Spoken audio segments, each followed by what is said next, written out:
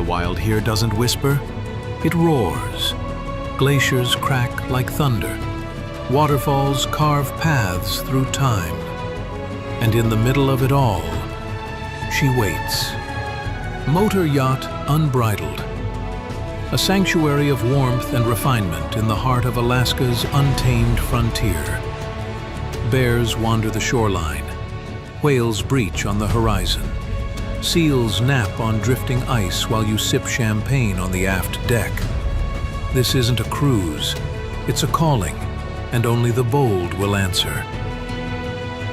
Now booking your next unforgettable charter, yachtunbridled.com or through your preferred charter broker. Top of the morning, folks. It's Captain Liam here, Motor Yacht Unbridled, on the bridge today. I've got the honour of having Captain Wendy Clark from Plumeria Marine. How are you today, Wendy? I'm doing great, Cap. It's a pleasure to meet you. Likewise, Captain. I just saw the flower there. You were telling me about you spent some time in Hawaii, correct? Yeah, born and raised in Southern California and had the privilege of spending family vacations over on the islands, and love that place. It holds my heart for sure. Yeah, and whereabouts in Southern California? Is it San Diego, LA? Orange County? Yeah, Orange County, California. So I did all of my training and coming up as a no-stripes deckhand on a vessel in Newport Beach, California, in the harbor there. Well, that's our home port. That's where the owners have the 3 yachts. Yeah, I saw you guys for the Newport Boat Show, and I was like, that's my hometown. Yeah. Waters. I love that. Oh, it's a special little spot. When we got Unbridled in there, I was like, you sure we fit? And then the other 2 yachts are like, you'll be right, you'll be right. I'm like, so I just followed the little channels in there, and it's a special part of the world. Yeah, I think they had to put special moorings down in that turning basin for you. Exactly. Well, is it called the Venice of the West? Or is that correct? I think they maybe call it like Lido Island likes to express themselves that way. Yeah. It does. It's a bunch of small islands linked by, small canals. Not to talk bad about where I grew up, but definitely having been to Venice. Okay, you can't compare it, You can't compare it. And you're in Tampa, Florida now? Yes. Okay. This is our new home base, has been for almost 10 years now. So, local-ish by this point. Yeah, well, you sound a busy person. I went over your platform there and your portfolio, and I was like, wow, that's someone who keeps busy. So what's your kind of passion? What do you do this for? How did you get into kind of the maritime sector? Yeah, my path into the maritime industry was accidental, to be totally honest. While I was in Southern California, I was going to school. I actually wanted to do research on research vessels, atmospheric and ocean science. Yeah. And so I figured that a good way to get on to vessels with limited space was to kind of be a dual crew member. I could both deckhand and also do the science side of things. And then the longer I stayed in academia, just kind of kept moving my way up and did the same on the charter vessel side. I worked on a luxury inspected charter yacht out of Newport, and just kind of had like this dual path. Yeah. And got to the point where I decided I didn't want to spend the rest of my life in academia behind a computer. Yeah. And made the switch. I had enough sea time that I took my classes, took my tests, and started out life with a 100-ton near coastal. Oh, congratulations. What a journey, isn't it? I mean, I think once you get a couple of sunrises and sunsets at sea and you kind of enjoy that time on the bridge and you're talking, in training new crew, you get hooked on it. Like I'm the same. I grew up wanting to be a marine biologist in North Queensland, and I went to university, and then I kind of kept going, you know what? There's a lot of studying here and a lot of books. I could just be out at sea. And then I just spent my career in maritime colleges in Australia, went to sea. So I never looked back. I learned that I was a terrible coder. And so unfortunately, all that climate science had gone to computer modeling and, running models for a couple weeks and seeing if you get the world to burn and then, how to undo it and fix it again. And I learned I was frankly terrible at it. So it was time to, get my degree, finish my master's and move on and do something that I was a little bit better at. Fantastic. Where has it taken you in the world? You've talked about Hawaii, you talked about Newport Beach.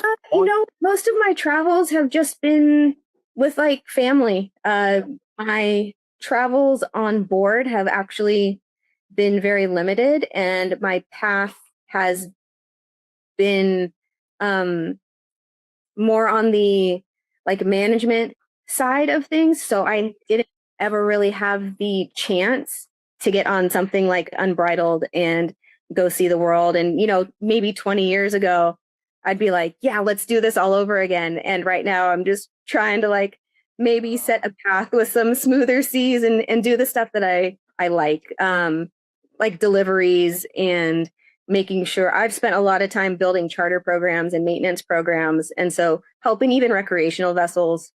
Well, that's a huge market. I mean, I think that market is kind of per dollar value, it's probably just as big as the yachting sector. You know what I mean? A lot of people blow up this yachting industry like it's the most important thing. I think the smaller the boat, the harder it is to drive.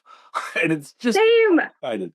So I've run everything from 40-foot like Corinthian, little pontoon boats, all the way up to 182-foot custom tri-deck. And everybody's like, oh my God, I can't believe you parked this thing. And I'm like, oh, sorry about that. Hey, bring the dog in if you want. There's no stress here. Do your thing. I have a little Labrador that every time I've done a Zoom, the Labrador jumps in and I'm like, okay.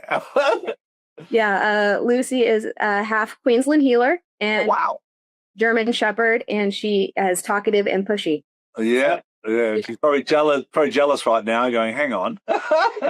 She heard my voice and she's like, why aren't you talking to me? Yeah.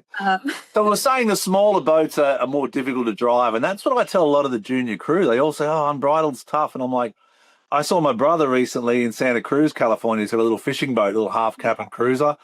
And he's like, okay, take it out. And I took it out off the dock, and it was current, and it was wind, and there was a little dock to get in. I was like, all right, let me just slow down here, Cap. We got no one to help you anymore. And it's actually more difficult because for people that don't understand, you're more exposed to the currents and elements. Right. Yeah. The vessels, even 80 feet and above, you have that mass that you can use own inertia to kind of just keep it going in the direction you want to go to. And it's really got to be blowing, or it's really got to be, pushing in the current to give you some pushback. So I'm always like, honestly, guys, I could teach you how to do this in about 15 seconds. Yeah, exactly. Would I trust you to do it by yourself after 15 seconds? No, but I would stand. We can make it happen, though. I think the biggest problem is the risk of damage gets so bigger. The dollar value of it, and the mistakes, and the crew, the incidences, and the safety concerns. That's where the real stress is, not the maneuvering. And it's always like, where's the greenie? Is his or her foot wrapped in a line somewhere? Yeah. Somebody standing by to throw the line, to help throw the line in case they miss it on the first shot. And it's you and I are pretty comfortable at the helm. Like, we know what the boat will do. It's always the human factor that's always in the back of your head of. Exactly. Yeah, there is. How do I keep my guys and girls safe? Yeah. So Plumeria Marine, what's I saw the kind of a lot of the breakdown. Where's kind of your main targeted audience? Is it based out of Tampa, Florida, or? Well, the nice thing is that all my licensing is Coast Guard. So anything that's U.S. waters or patrolled or policed, so to speak, by U.S. Coast Guard, my license is good. So I focus mainly on federal paperwork compliance. Yeah. So COD renewals, whether it's rec or inspected, safety audits, and then making sure that the vessels are up to whatever safety code they need to follow, whether it's rec or charter or, inspected vessel, uninspected passenger vessel, anything like that. And then all of the paperwork that goes along with the safety stuff, EPIRBs, MMSI numbers, getting vessels registered for that kind of stuff, getting it changed as vessels get sold and they have new ownership, getting all of that stuff transferred from old owner to new owner. And just trying to keep the back end of stuff as smooth as possible. I've seen charter companies lose months of charterable time because a COD fell through, or somebody jumped the gun and changed the name of the vessel on paperwork before it was done on the vessel. And it causes a nightmare that most people don't understand. So they don't really see it coming. And then having been director of marine operations for 5 years and assistant and staff captains, I always got to see kind of those inflection points where if this goes right, everything's great. And if it goes wrong, it's months of paperwork, Coast Guard having to come out multiple times. And it really just eats into whether it's using your boat for fun or possibly having charter income for it. So what I appreciate is, I put US Coast Guard as the highest standard pretty much in the maritime world. And a lot of times I'm on a red ensign flag, the Cayman Island flag ship, and in yachting we have Marshall Islands, St. Vincent, all these flags. What people don't realize is the standard of the US Coast, it's different. US Coast Guard has a very stringent policy, and even going as a foreign flag boat going into California is difficult, especially over 500 gross tons. The amount of permits and applications and non-tank vessel response plans, and then going into each state is slightly different, correct? Yeah. So I focus on the federal side of things because that I can do anywhere: Alaska, Hawaii, Florida, California, even the inland states that have navigable rivers. So for that, from that standpoint, it's something that is very standard for me. But yeah, any of our states that have any coastal area or navigable river, they are allowed to have their own state level registrations and state level regulatory issues as well. So yeah, it becomes a mess. Yeah, that's the thing. It's a hard stop too. It's not as if that, okay, well, you're going to get a warning and you can continue chartering. It's like, this is the safety of the passengers. And this is your charter license, and it's been revoked until it's remedied. So where do you find the biggest opportunity for growth in terms of learning? Do you find it from the broker's perspective, from the owner's perspective, or the crew perspective? Like, how do you navigate those three? Because it sounds like as a captain, we're always in that world between those three. Exactly. And so I found over the last 5 years that my specialty is really in like building a program, like finding crew, training crew, trying to get owners to understand that when Coast Guard is very black and white. Yeah. If they haven't said yes, then it's a no. It's not a we'll talk about it if you catch me maneuver. So learning how to, not only just be in charge of the vessel, but also be in charge of the vessel while you've got crew on board, while you have drunk people on board, while you have an owner saying, I'm trying to book something else, while you've got the Coast Guard looking over your shoulder. So honestly, I have found my growth in trying to streamline just programs in general, whether it's recreational use or lately, because of my previous role, small uninspected passenger vessel charter industry. Well, I think the liability is huge, and that's the other thing that owners and crew don't understand. Everyone thinks it's a great life. You go out there fishing, diving, cruising, having fun, but there's an example of a gentleman in Miami recently, and there was an incident on board. Someone died, and he got manslaughter case against him. Yeah. And that's the seriousness of it. It's all very serious. And I actually got kind of a interesting, I'm going to take it as a compliment, but it was a little bit of a backhanded comment. I was running a vessel for a gentleman, and he got wind of that issue, that accident in Miami. And he said something along the lines of, I guess it was a good thing that you've been, God,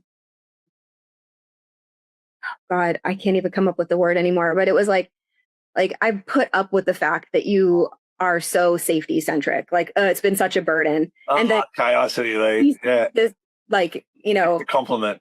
Yeah. So it was very sorry, my safety's been a burden. Yeah. But once you dive deeper, you realize it's safety. Yeah. I was like, I'm gonna take that as a compliment and just kind of move on. Yeah. But yeah, because my background started in inspected vessels and then went to larger inspected vessels and then kind of back down into the UPV area. My safety background is it's much like the Coast Guard. It's very light. We've got standards we need to meet, and not meeting them is really not an option. Yeah, which is the way it should be. Or fortunately, there's no wiggle room. Yeah, which is the way it should be. I mean, like we did Alaska this last year on Unbridled, and that whole trip up the West Coast from San Diego, Washington, we went into San Francisco, and every port I went into, I'm like, this West Coast, they've got it. It's tough, and even the East Coast of Florida, it's a tough country to kind of navigate when you're not familiar with the U.S. Coast Guard regulations. Yeah, and foreign flag ship. You've got purging, you've got environmental concerns, you've got permitting, you've got fishing licenses, you've got shore licenses. So to have someone like you, I think, would be a great asset to any program. Thank you. Yeah, I think I would have to check. I'd have to go back and check, but there's either a tonnage requirement or a length requirement where you even have to have your bottom cleaned within a certain time of entering some of our more sensitive ecological preservation areas, so that you don't bring bottom growth in, from Indonesia and fair enough. Yeah, bringing stuff like that. So I know the cruise ships are starting to have to do that in some more sensitive areas, and not just even in the US, but even in some international spaces where they've got protected, like marine protection areas that, there was a cruise ship that got held out maybe a year and a half ago because when they got inspected, the bottom just was carrying too many foreign entities. Yeah. Yeah, in a lot of these yachts, we've got a lot of foreign entities. We've got the aliens on board, all these foreign crew that come in, so which is it's good fun, but we've got pretty much 50% US, 50% foreign crew. We try and have a balance of it all, especially because you're going to these areas. The US crew understand a lot more about the regulations, the requirements, and the type of cruising. And local knowledge to me is everything in my business, So talking about your journey as a female going into the maritime sector, the reason I kind of bring this up is I love working with females. They're so much more organized and so much more diligent, and they don't have the ego that the man has, especially the male captain. We all believe that, I don't know what that joke is. It'll come to me, but there's a joke about a god and a yacht captain. Do you know that one yet? I haven't, but I have a feeling I know where this is going. Yeah, anyway, I'll come up with it, but they're quite very similar. So as a female in the industry, it's really developing. We're seeing so many young females join. We're seeing icons like yourself, Captain Kelly. There's a lot of others, Captain Sandy Dawn, even on Below Decks. What's the biggest challenges you face in the maritime sector? Because that's important to understand that for young females. Yeah, we definitely don't get to where we are by having a thin skin. That's for sure. It's still much of a boys' club. I'm delighted to my bones to see other females at the helm and other females on deck, and then watching them kind of rise through the ranks as well.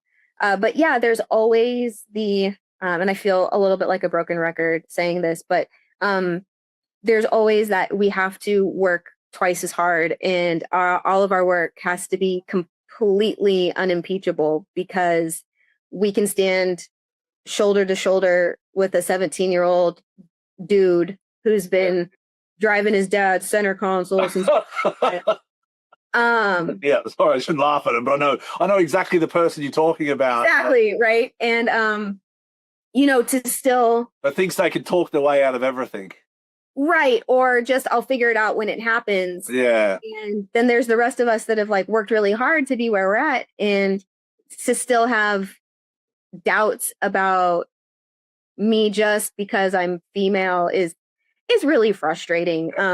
Like when I was at the dinner cruise company, that's the 180 footer that I was working on, I'd stand and greet everybody as they came on board. And I'd be standing next to a mate or a DJ or a front of house manager, and they'd always, I'm in uniform, 4 stripes, stupid little hat, and they'd still walk right past. They'd be like, "Oh, are you our chief stew for the night?" And I'm like, "Oh, yeah." No, I'm not. Well, I tell you, it is changing. I see it, and I see so many because I try and engage in social media to encourage the next generation. That's what I enjoy about social media. You've been fantastic to follow. Oh, I have found quite a kinship in your just leadership style, I think. well, I enjoy what I do. I love what I do, and I love a crew. And I'm at an age now where my giving back is bigger. I want it to be bigger than just the crew I have and my family. I want it to be the next generation of yacht crew, and I don't want them to come in with attitude. I don't want to come in thinking it's a party scene because it's like and following like things like below decks. There's positives out of below decks, but the negatives are some of the crew are joining thinking that this is a party environment. And it's a serious thing. You got people's lives that we're dealing with, and as a captain yourself, you understand the regulatory requirements, but also what I understand is the liability. And we're responsible for people's children now. We have 19, 20-year-old stewardesses and boys joining, and that's nearly the same age as my children. So what I'm trying to do is impact them in a positive way, saying this is a serious career and you can really go a long way and you're going to have a good time, but just be professional about it, Yeah, and it's easy to blur those lines, especially on our industry where you live where you work and you work where you live. Yeah. And, you can't necessarily get away from the person that's bothering you, or it's harder for you to find your quiet space in all of the chaos. Yeah. So whether, you're having the bad day or somebody else is having the bad day, it affects everybody on board. Yeah. And it's hard. I've always run a dry crew in a dry boat. Which has been easier for me to enforce because I've either worked on inspected vessels where we don't stay on board, or we've done, or I've worked with like local charters and stuff like that. So the crew does get to go home, or there is extended off time. Yeah, so that their home life isn't peppered in the small moments between charters. So I have seen that the crew that I've had the chance to work with that gets to go home, actually, and this is kind of also my pitch for rotation, is that they actually get a chance to decompress and be themselves, and they don't feel like they have to pack a week's worth of vacation or drinking or experiences into a 24, 48, 72-hour time crunch. Yeah. No, I agree 100%. And it's the industry that I'm in, yachting, like we travel so much around the world. But the good thing about social media now is the accountability that people now have. It's like if you're going to be a party person, you're going to go out there, people are going to are going to know about it. And you're not going to have as positive as a professional reputation as you'd like to have. And unfortunately, we've seen a few maritime incidents linked to that. We'll get off the boat for 24 hours. I'm going to take you guys over to the bar. Yeah. We're going to drink. Well, even that loon incident last year, you look into that with the boat being driven by someone intoxicated and crew intoxicated under someone else's asset, which is not even theirs. That's a horrible side of the industry. But what I'm noticing, and the more I dig into this, I had a conversation yesterday on Instagram about abuse of alcohol and drugs in yachting, and it brought up to me the facts are horrific. 88% of people feel like the abuse of alcohol in yachting is prevalent. You know what I mean? So and these young stewardesses, whether it's guest or crew, putting themselves in situations which is not healthy for the stewardesses or the deck crew. They're basically abusing them while intoxicated. So that's something that we have to address in yachting, and I think it's important we have these conversations. But in terms of females in yachting, I think it's changing. I'm positive. I'm seeing it. And to see people like yourself shine, both personally and professionally, I think that's the role models people look for. I hope. I mean, I said in a really early interview with Rhea that, like, I didn't get into this to, like, kick down any glass ceilings or make any differences. I just enjoyed being on the water, and I'm a science nerd, and it was nice to, see the ocean and the atmosphere in action. Yeah. And it's, slowly as my career builds, it's nice to have a positive impact on my crew. I don't know if I've gotten to the point yet where I would use a platform to reach further, but you are. Just by being yourself, you are naturally. Like people, I've always learned that you don't know what people see, but people see a lot more than what you know. if that makes any sense. Like people know of you and they see you, and a young girl walking down the docks will see you, and that means the world, Thank to give her a future. I appreciate that. And I do tend to lose the perspective of it, especially just, being in the yachting industry is not really a thing yet in Tampa, Florida. So it's very. It's still boating. It's all the same though, It's fluid. We'll get there. It's all the same though. It's boating. It's, it's the environment. It's being out on water. It's that type of personality that engages in an outdoor activity, and if you can make it professional and you can make it a lifestyle, like most of my friends grew up in San Diego washing boats and now they're captains of yachts, So it all starts at a certain spot and you choose your path in the maritime sector, whether you're a tugboat person or a cruise ship person or running a company like yourself. We're all part of the same family. We love what we do. We are, and we got to have everybody's back while we're in it too. Yeah, 100%, 100%. What I did notice in Alaska this year, 5 out of the 6 pilots we had were females. Awesome. Great for them. It was awesome. It was awesome. We had one client that kind of went, hang on, we've got a female pilot. I'm like, what's wrong with you? That's what's wrong with this. This is perfect.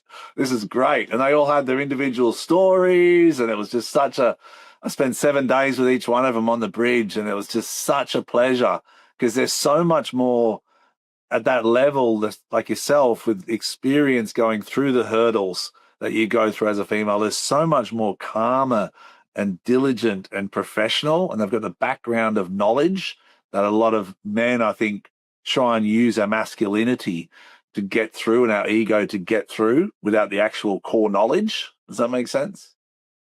I do. It's my brother said to me a couple months ago, like, just have the confidence of a white male.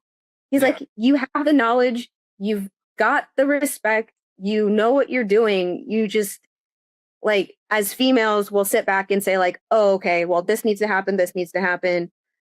I'm not technically qualified for that, although I do have a little bit of experience, blah, blah, blah. And my brother's like, no, in general, speaking as a white man, he's like, no, as a white male, I read something and go, I know 40% of that. Let's just do it. That's enough. Yeah, have the confidence. Look at it. I go, oh, I only know 40% of that.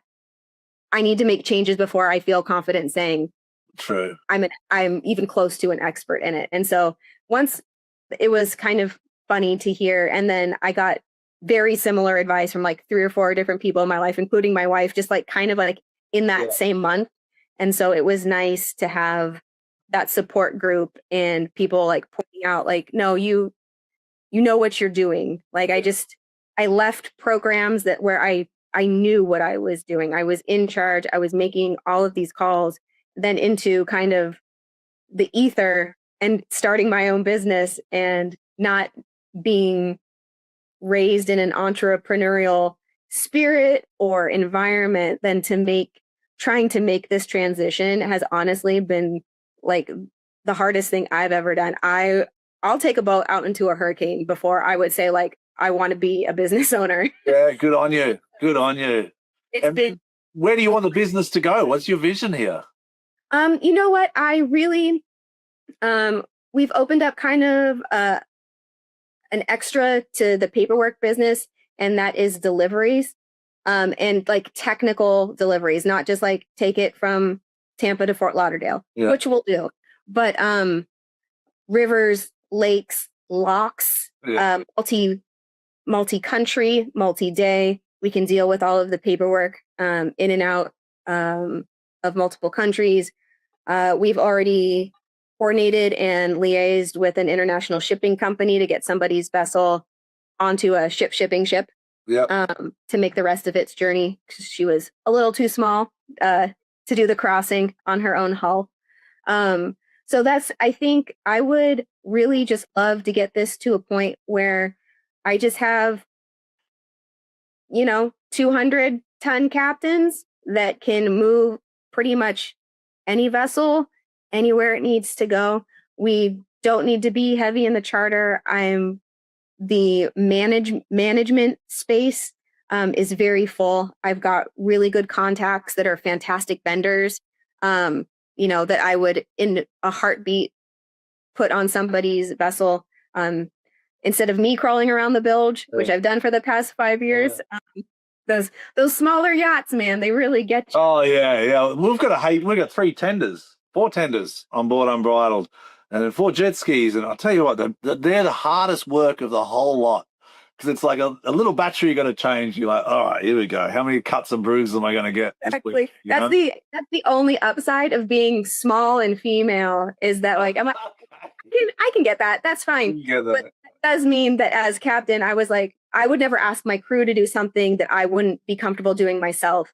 So that did mean that in the smallest spaces, I was like, somebody just grab my ankles, because I'm the only one that really is going to fit in here. Yeah. So if I holler, pull me back out. Like that's all I got. Don't leave me. You know? Yeah, don't leave me out here. No, I think you're saying that's what you're building, is you're building a network of people that can really provide a good service. Because the contacts and the contractors are getting harder and harder to find. So the network of electricians and plumbers and mechanics, that's what it sounds like. And good ones. I mean, like, unfortunately, when somebody buys a boat, either new or used, they're looking at the output of a lot of money. And so then when they start to look at like, oh, paperwork needs to be done, or it needs to be moved, it needs to be delivered, I've seen them start to, like, that's where they cut the cost. Yeah. And unfortunately, like... And they lose interest in the whole thing.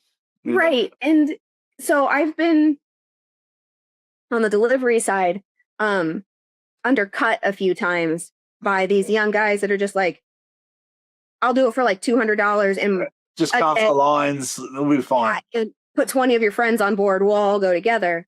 And I've seen them run aground. Not like personally, but you know, I get a call a week later, like, I'm like, oh, did you make it? And the broker's like, no, it's now at a yard at X and X because it now needs 2 props. Both the shafts have been pulled. One of them, you know, or, you know, and it's just like, it's like I would love to just like sit the owners down and the brokers and just like shake them a couple of times. And it'd been like, my bid wasn't much more expensive than this kid's, but now look at the situation we're in. Well, it's also saving pennies cost you pounds. Yeah, true. Like saving pennies cost you pounds. That's what I say in yachting, like pounds as in dollars. So you save these pennies, it costs you more in the long run. You may as well just have a stable, reliable company working with you that you can trust, that gets you through the hurdles. Because yacht ownership, like they say, it's the only 2 days, the first day and the last day. In between, unless you get a company like yours, it's a very difficult experience, unless you got professional crew. And that's kind of what you're offering. You're offering a professional service to these different yachts. Yeah, and solve the problems. And even just support to whoever their full-time captain is. Because for me, I was full-time captain and director of marine operations. So all of the paperwork I was still responsible for. And I know that in your position, you still have a lot of that paperwork that you are personally... that the owners are just like, oh, Cap can do it. Yeah. You know? And it's like, well... It's stacked up here. It's like, oh. Exactly. Whereas I can go through that and be like, oh, you're going to be in U.S. waters. I can take all of the federal regulations off the top for you. Yeah. Let you know exactly what you can and what you can't do, who you need to have on board, who should be talking to... And what you need to have on board, too. Because it's... Yeah. And what? Yeah, all this to meet the safety regulations, to meet the environmental regulations. And we literally have like 5 books that that the US government puts out that's our regulatory statutes. So it's all in there. But do you have time to sit there and read it? No. Honestly, I didn't have time to sit there and read it either. The knowledge I've gained is by like each time running into a roadblock and going, how am I getting past this? I guess I got to go look that up. So at least I was in a situation where I had the time, or at least the knowledge to like know where to look. Yeah. And if you're a new vessel owner or a new charter captain, like you don't necessarily know all that. And so why waste your time searching either in books or on the internet or asking friends when it's hopefully something that I can just, a service that, Plumeria Marine can just at some point be able to just provide for you guys. Well, I'm sure you're doing it already. I'm sure your customers are very grateful, and I wish you nothing but success. 'Cause I think you've got the leadership skills, and you've got the biggest asset I think you have is the ability to have the foundational knowledge to provide the solutions that people don't even know they need the solutions for. Because most time, I just want to buy a boat, sign here, get the financing organized, and good luck. And then they hit the first sandbar with a cheap captain, and you're like, well, that was a horrible experience. So. And then they sell it, and then they're mad at the broker, and then it is just two years later it starts again. The next year's boat show it starts again. They're like, "Oh, that's shiny. Maybe I'll try again." No, the network's the most important thing. If you can work with professional people in the maritime sector, because in the end of the day, we're trying to keep these owners or who are the clients happy. Because if they're happy and they're enjoying their boat ownership in any level, whether it's a 42-foot or a 400-foot. That provides the structure for our industry, and then that helps people get out to what we love, which is the ocean. Yeah, I always tell my crew, I was like, we're in an industry where somebody could literally wake up in the morning and decide it's over. Yeah. So build your skills, build your network, know your exit plans, whether it's another vessel or another program or some downtime and training. But you need to have those things lined up. Even if you're in a program that you'd love to stay in for the next 5-10 years, somebody could just wake up one morning and decide, I don't want to do this anymore, successful or not. They could just decide. And that's negative. Like that's tough for people to hear, but it's the reality. And if you can find comfort and positivity in that, I think you'll have a good, bright future. Because I say to the crew all the time, I'm like, nothing's permanent here. Like I'm a rock away from losing everything. I always kind of think in my head, I'm one rock away, like when I hit the bottom or I hit the rock or something happens in Alaska at sea. You're in logging territory? Yeah. Well, I go way out to sea. A lot of boats go up the inside passage to Alaska. And I'm like, you know what? Let me out to sea. I want to be 12 miles off the Canadian coast heading north, Definitely. Yeah, I just heard horror stories about guys running at dusk and just not seeing those logs that float vertically, and they just.